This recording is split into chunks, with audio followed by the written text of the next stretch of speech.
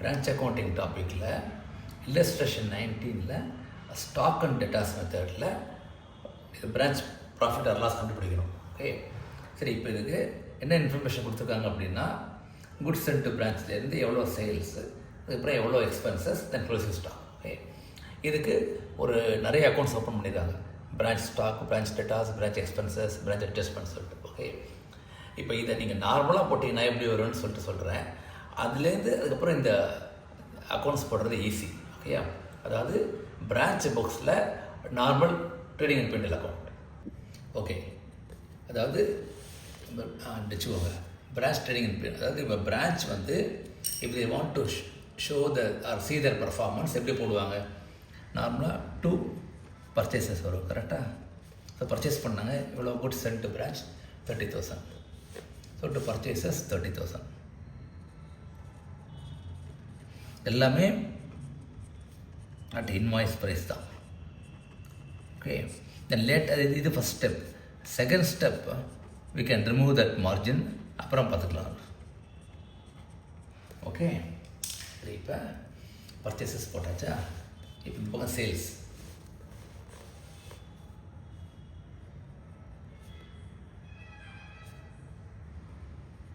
by cash sales, by credit sales, 10,000, 14,000.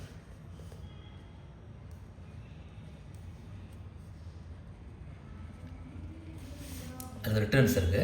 So less returns.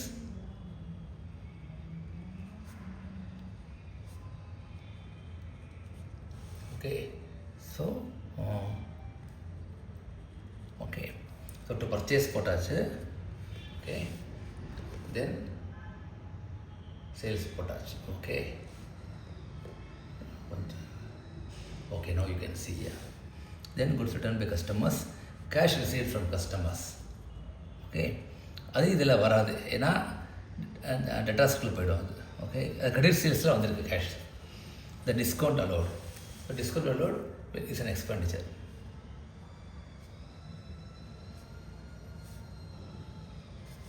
Okay, then expenses. இது இருக்குது to rent, to salary, to sundry expenses. To rent, to salary, to sundry expenses. 150, 600, 100. 150, 600. அதாவது நான் என்ன உங்கள்கிட்ட சொல்கிறேன்னா, இந்த மாதிரி ஒரு ட்ரேடிங் பிஎன்எல் போட்டிங்கன்னா இதனுடைய ரிசல்ட் தான் அந்த ஸ்டாக் டேட்டா சிஸ்டம்லேயே வரணும். ஓகேயா, அப்புறம் குட்ஸ் ரிட்டர்ன்டு பை பிரான்ச். அதாவது நீங்கள் வந்து ரிட்டர்ன் பண்ணியிருக்கீங்க பேசிக்கலி. கரெக்டாக? அதாவது பிரான்ச்சாக நீங்கள் பாருங்கள். இப்போ ஸோ இப்போ இங்கே 30,000 நீங்கள் போட்டுருங்க.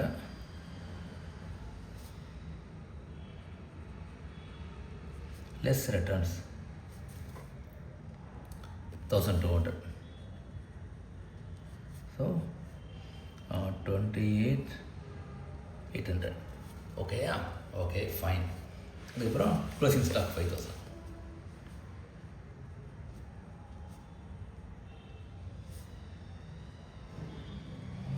ஓகே, இப்போ நம்ம பார்க்கலாம்.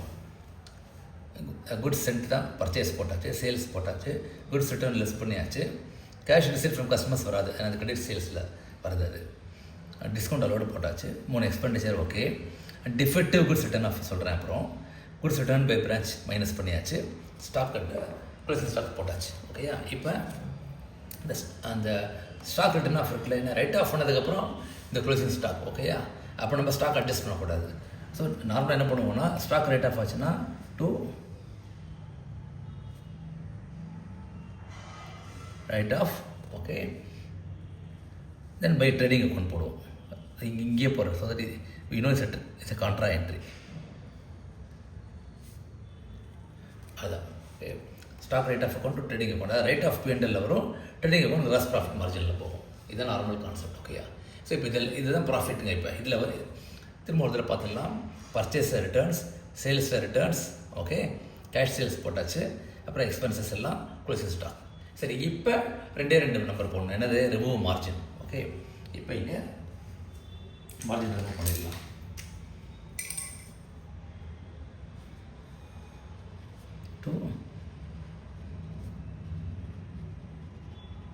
ஸ்டாக் ரிசர்வ் போடுங்க. இதில் க்ளோசிங் ஸ்டாக்கில் ஸோ 5,000 rupees எவ்வளோ மார்ஜின் இருக்குது?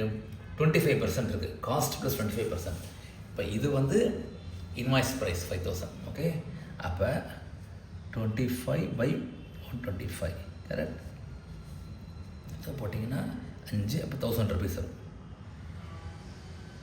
ஸோ இது க்ளோசிங் ஸ்டாக்கில் ரிமூவ் பண்ணியாச்சு. இப்போ அதே மாதிரி by stock reserve on purchases எவ்வளோ? 28,800 இன்ட்டு 25/125. ஸோ அதையும் 5ஆல் டிவைட் பண்ண 5ஆல் டிவைட் பண்ணிங்கன்னா 5 5 25 மிச்சம் 3 38னா 7 35 6 30. ஓகே, ஸோ இதுதான் இப்போ. ஸோ இப்போ நம்ம அதே ப்ராஃபிட் வரணும். எவ்வளோ ப்ராஃபிட் இருக்குது பார்க்கலாமா? இங்கே 3,710 இருக்குது. வரதா பார்க்கலாம். 2 நெட் ப்ராஃபிட் 3710. ஓகே, டோட்டல் பண்ணலாம். ஆஸ் யூஷுவல் வெளியில் போட்டு வரும் டோட்டலில். ஓகே, 7 1 8 8 15 560 1 6 5 11 14 24 34. ஓகே, 34 560. இங்கே என்ன இருக்குது? 5 5 1 6. ஓகே, 7 1 8 9 15 16 17 8 25 5 2 3 5 6 34. சூப்பர். ஸோ இப்போ தாங்க சம் 34 560. See, இப்போ now I will tell you how the stock and data system will work. இது வந்துடுதா? இன்னும் கொஞ்சம் சால்வ் பண்ணுறேன். எஸ், ஓகே, இதுதான் இந்த பேசிக்லி இந்த ஃபீல்டு அக்கௌண்ட். ஓகே, இதை நீங்கள் தனித்தனியாக போட்டிங்கன்னா இந்த பர்ச்சேசஸும் இந்த ஸ்டாக்கும் பிரான்ச் ஸ்டாக் அக்கௌண்ட்டில் போகும். ஓகே, அதே மாதிரி இந்த எக்ஸ்பென்சஸ் பூரா பிரான்ச் எக்ஸ்பெண்டிச்சர் அக்கௌண்ட்டில் போகும். Okay, including the discount. Okay, then இந்த கிரெடிட் சேல்ஸும் அதோட கேஷ் ரிசீவ்டு டெட்டாஸ் அக்கௌண்ட்டில் போகும்.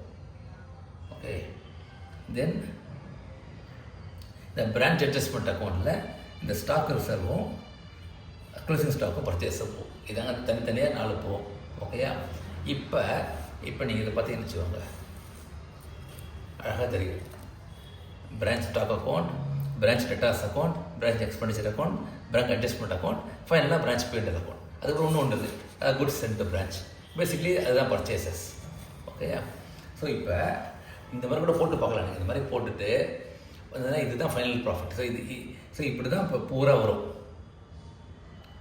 ஓகேயா? Yes. So final profit is 3,710. So இது வந்து இல்லஸ்ட்ரேஷன் 19. ஓகே, ஸோ நீங்கள் before doing the stock and debtors method, அது கொஞ்சம் ரொம்ப லாங்காக இருக்கும் அந்த மெத்தட். ஓகே, இந்த மாதிரி போட்டுருங்க. போட்டுட்டு இதுக்கப்புறம் இதுலேருந்து ஒரு பாக்ஸாக எடுத்து போட்டிங்கன்னா மிஸ்டேக்ஸே வராது. ஏன்னா நீங்கள் இதுலேருந்து இருக்கிறத எடுத்து போடுறீங்க. அதாவது ஒரு ஃபுல் சம்மை எடுத்து பிரித்து ஒரு 3-4 ரெஜிஸ்டர் அக்கௌண்ட்ஸில் போடுறீங்க. ஓகேயா? தேங்க்யூ.